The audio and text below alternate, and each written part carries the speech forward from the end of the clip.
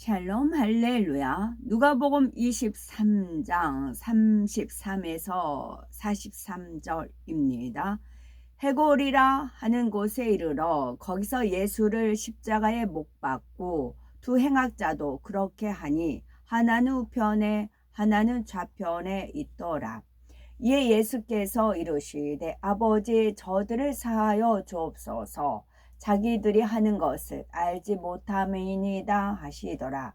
그들이 그의 옷을 나누어 제비 뽑을세.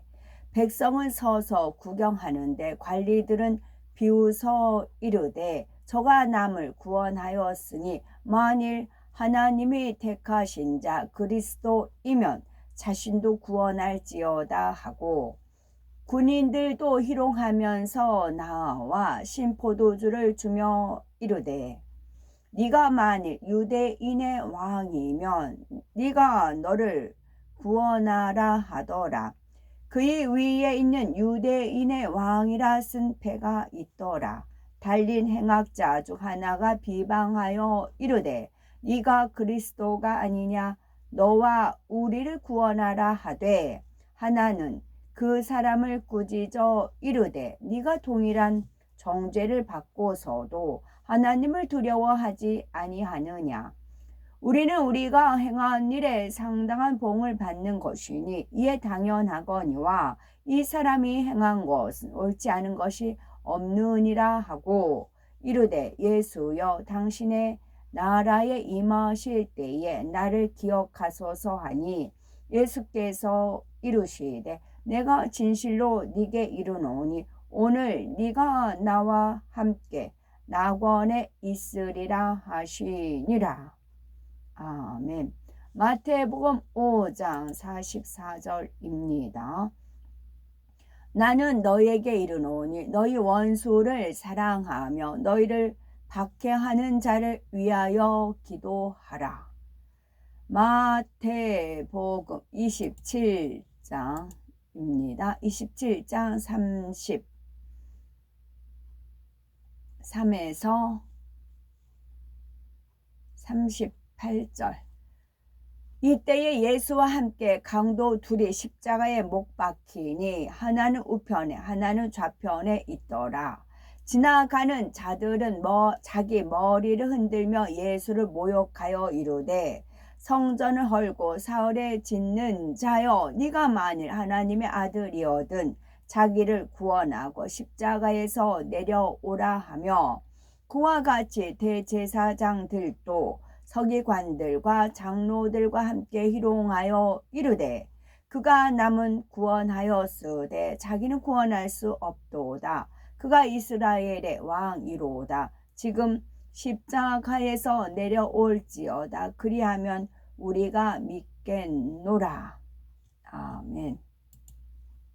제목은 가상칠언 첫 번째입니다. 많은 사람이 임종이 가까워 오면 지나온 삶을 되돌아보며 가족과 친지 등 주변에 유언을 남기고 떠납니다. 예수님께서도 십자가에 달려 운명하시기 전에 마지막으로 7마디 말씀을 남기셨는데 바로 가상칠언이지요. 예수님께서 십자가를 지고 구원의 길을 완성하시려는 시점에서 남긴 가상칠언에는 어떠한 영적인 뜻이 담겨 있는 걸까요? 제1원, 아버지여 저희를 사하여 주옵소서. 자기의 하는 것을 알지 못함이니이다. 하나님의 아들 예수님께서 저주 받은 자가 달리는 나무 십자가에 못 박히신 것은 순전히 우리 죄 때문이었습니다. 이 사실을 알지 못한 로마 군병과 백성들은 십자가에 달리신 예수님을 멸시하며 흉악한 죄인 취급을 하였지요. 오직 선만 행하시고 흠없으신 예수님을 향해 관원들이 저가 남을 구원하였으니 만일 하나님의 택하신 자 그리스도여든 자기도 구원할지어다 라고 희롱하였습니다. 그런데도 예수님께서는 운명하시는 순간까지 그들을 불쌍히 여기시고 아버지여 저희를 사하여 주옵소서 자기의 하는 것을 알지 못함이니이다 하며 하나님께 용서를 구하였습니다. 예수님께서는 권능이 있기에 마음만 먹으면 십자가에서 내려오실 수 있습니다. 그렇지만 오직 하나님의 뜻 가운데 인간 구원의 섭리를 이루시고자 온갖 고난과 수치를 묵묵히 당하셨지요. 사람들은 예수님께서 하나님의 아들로서 자신들의 죄를 대속하기 위해서 십자가에 달리신 것을 알지 못했습니다. 본인들의 행동이 얼마나 큰 죄인지도 몰랐지요. 그래서 예수님께서는 십자가에 달려 가장 먼저 이들을 용서해 달라고 간구하신 것입니다. 여기서 저희란 단순히 당시 예수님을 십자가에 못 박고 희롱한 사람들만 가리키는 것이 아닙니다. 바로 예수 그리스도를 영접하지 않고 어둠 가운데 있는 온 인류를 일컫습니다. 오늘날도 많은 사람이 참된 진리이신 주님을 모르고 엄청난 죄를 짓고 있습니다. 원수 마귀 사단은 어둠에 속한 사람들을 주관하여 열심히 신앙생활하는 사람들을 핍박하게 합니다. 이럴 때에 마땅히 행할 바가 무엇인지 예수님께서는 가상 7원 첫 번째 말씀을 통해 깨우쳐 주셨지요. 바로 사랑의 기도를 하라는 것입니다. 마태복음 5장 44절에 너희 원수를 사랑하며 너희를 핍박하는 자를 위하여 기도하라 라고 당부하셨지요. 오직 사랑으로 용서하고 간절히 기도하여 구원에 이르도록 도와주는 것이 하나님의 뜻이기 때문입니다. 제2연 오늘 네가 나와 함께 낙원에 있으리라. 골고다 언덕에는 예수님의 십자가를 중심으로 좌우편에 두 행악자도 함께 십자가에 매달려 있었지요. 이때 한편 강도는 예수님을 비방하였으나 다른 편 강도는 오히려 그를 꾸짖고 예수님을 구세주로 영접하였습니다. 그러자 예수님께서 오늘 네가 나와 함께 낙원에 있으리라 하십니다. 이에 회개한 강도가 구원받아 낙원에 있을 것을 약속해 주신 말씀이지요. 또한 예수님께서 누구든지 회개할 때 죄를 용서하여 구원에 이르게 할 수 있는 메시아임을 선포하신 것입니다. 사복음서에는 예수님께서 십자가에 달렸을 때 좌우편에 있던 강도들에 대한 기록이 다르게 나오죠. 마태복음 27장 44절에는 함께 십자가에 못 박힌 강도들도 이와 같이 욕하더라 라고 했고, 마가복음 15장 32절에는 함께 십자가에 못 박힌 자들도 예수를 욕하더라 하여 둘 다 예수님을 욕했다 했지요. 반면에 누가복음 23장에는 한편 강도가 다른 편 강도를 꾸짖고 회개하여 구원받았다라고 나옵니다. 이처럼 강도에 대한 복음서의 기록이 차이가 나는 이유는 무엇일까요? 이는 성경의 기자들이 잘못 기록한 것이 아니라 당시 상황을 현장감 있게 유추할 수 있도록 하나님의 섭리 안에서 허락하신 일입니다. 예수님의 십자가 처형 당시 상황을 보면 수많은 무리가 십자가를 에워싸고 있었지요. 대제사장과 서기관들과 많은 군중이 모여 예수님을 향해 악한 말들을 하고 있었지요. 이런 소란스러운 상황에서 예수님의 십자가 좌우에 있던 강도 중에 한편 강도가 예수님을 욕하였습니다. 그 강도와 가까이에 있는 사람들은 그 소리를 정확하게 알아들을 수 있었죠. 그런데 다른 편 강도도 예수님 쪽을 향해 얼굴을 찌푸리며 말하니 마치 예수님을 욕하는 것 같았습니다. 그는 예수님을 욕한 강도를 책망한 것인데 맞은편에서 볼 때는 중앙에 계신 예수님을 향해 욕하는 것처럼 보였지요. 이처럼 다른 편 강도의 말이 잘 들리지 않는 상황 속에 멀리서 그 장면을 본 사람들은 두 강도가 예수님을 욕했다고 전했습니다. 반면 그때 상황을 정확히 알았던 사람들은 한편 강도는 예수님과 대화를 나누며 회개하여 구원받았다고 전했습니다. 그래서 하나님께서는 후세 사람들이 그 당시 상황을 분별할 수 있도록 성경 기자들을 통해 기록의 차이를 허락하신 것입니다. 그러면 예수님께서 십자가에 달려 회개한 강도에게 오늘 네가 나와 함께 천국에 있으리라 말씀하시지 않고 오늘 네가 나와 함께 낙원에 있으리라 말씀하신 이유는 무엇일까요?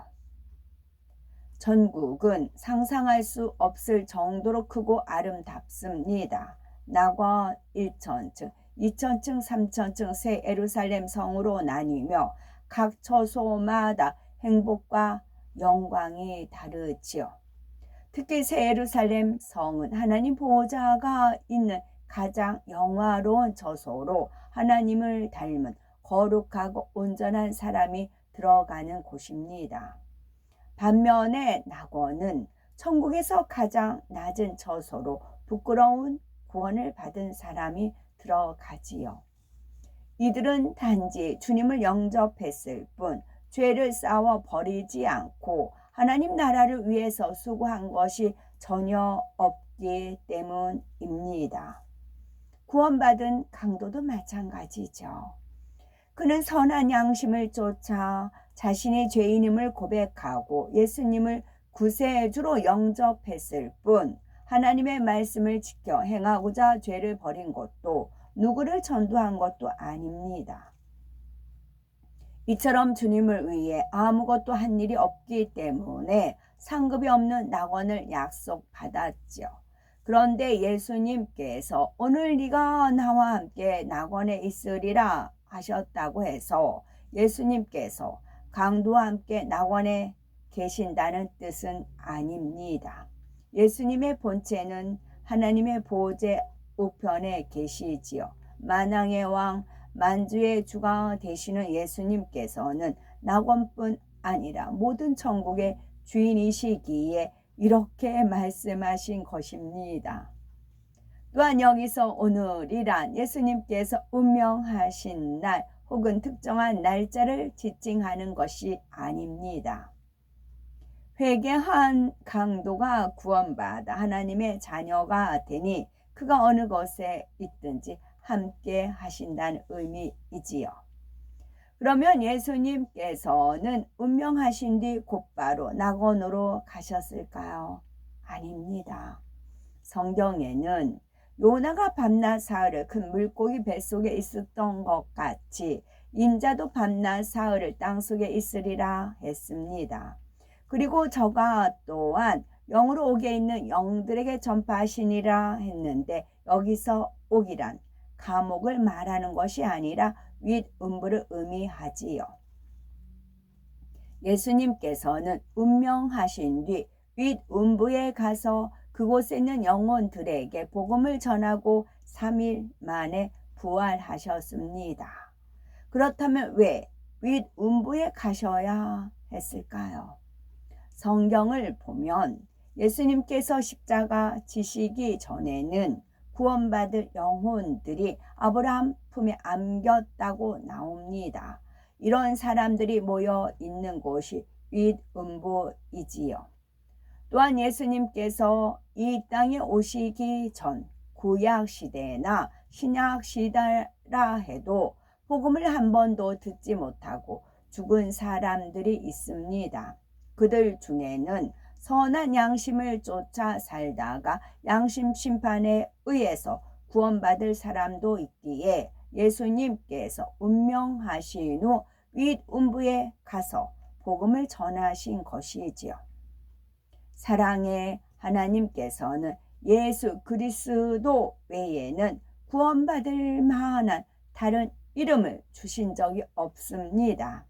주님의 십자가 사랑을 깨달아 모든 사람이 구원에 이를 수 있도록 더욱 기도와 전도에 힘쓰는 복되고 보배롭고 아름다운 우리가 되어야 되겠습니다. 아멘. 윗음부란, 윗음부는 정확히 천국이라고 할 수는 없지만 천국에 속한 곳으로 구약시대 구원받은 영혼들이 대기하는 장소입니다. 정확히 말해 주님이 부활하시기 전까지 구원받은 영혼이 대기하던 곳이지요. 그러나 주님이 부활하신 후에는 대기 장소가 천국 낙원의 가장자리로 바뀌었습니다. 신약시대 윗음부는 구원받은 영혼이 낙원의 대기 장소로 들어가기 전 3일간 영의 세계에 적응하기 위해서 거치는 곳이며 임신 6개월 후 태중에서 유산 또는 낙태된 영혼 중에 구원받은 영혼이 거하는 처소이기도 합니다. 아멘.